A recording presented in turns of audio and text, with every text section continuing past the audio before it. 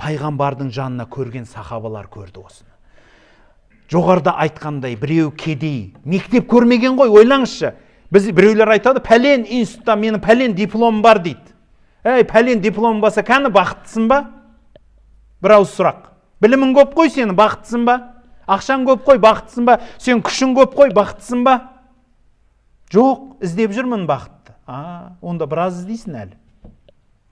Біраз сен даладан іздеп жүрсің ғой өйткені. Бақытты, бүкіл рахатты іздеугеше, күш, ақша, мал дүние, оның бәрі жай ғана нәрселер ғой. Сенің ішіңде жатыр ол. Мына жерде. Ұзақта емес. Сен даладан іздей бересің, сол үшін таппайсың оны. Мына жерде жатыр. Дәл соны пайғамбарымыз таптыртып берді ғой, түсінесіз ба? Сол мектеп көрмеген, институт оқымаған, кейбіреулері мүлде әріп танымайтын адамдар ғалым болды. Мына Құранды оқып қана ғалым болды. Осы Құранды оқып ғалым болды. Солардың бір дәлелі Омар халифаның заманында пайғамбардың көзі кетті, Әбу Бәкірдің көзі кетті, одан кейін Омар келді. Сол кезде ол соғысып атқан кезінде Византиямен соғысып, шығыс Византиямен, батыс емес, қазіргі анау жаңағы Стамбулдың, Түркияның жері емес, батыс Византиямен соғысып жатқан кезінде бір мұсылмандар тұтқынға түсіп қалады. Сол тұтқынға түскендердің ішінде сахаба бар еді. Сол сахаба бар, пайғамбардың көзін көрген адам бар екен деп, сол жердің генералы шақыртып алады әлгі сахабаны. Сөйтіп, жай әшейін сұрақ қойып бір кекетемін деп отырып, 3 күн жанында бір шатыр тіктіріп отырып қалады ғой. 3 күн шығамай қалады әлгі сахабамен сұхбаттас.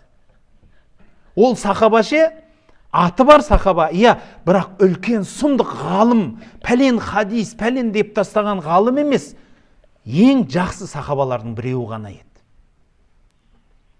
Сол сахабамен 3 күн сұхбаттас болып қалады, отырып, тұрамай қалады ғой жанынан, сосын жабысады ғой етегінен. Сен менің досым болшы дейді ғой әлгі сахабаға. Менің жан досым болшы, мен саған сарай салғызам, құлдар берем, жұмыс істетпеймін. Сенің алдыңа келіп, сенің әшейін сөзіңді естіп отырайыншы дейді ғой. Сосын айтады, сен кәпірсің ғой, құдайсызсың ғой, құдайға сенбейсің, мен сенің жанында не істеймін мен? Жоқ дейді.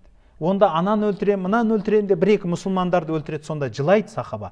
Жыладың ба, неге жыладың десе, әттең ана жігіттер жәннатқа озып бара жатыр деп жыладым деген екен.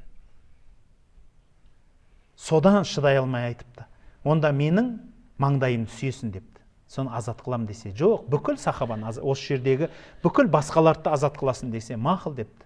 Маңдайынан сүйіпті. Сол бүкіл сөзінде тұр, бәрін жібереді, тұтқындардың бәрін. Сонда Омар халифа естіп алып айтады, енді мұсылмандардың барлығы сол кісінің маңдайын сүю қарыз болды енді деп.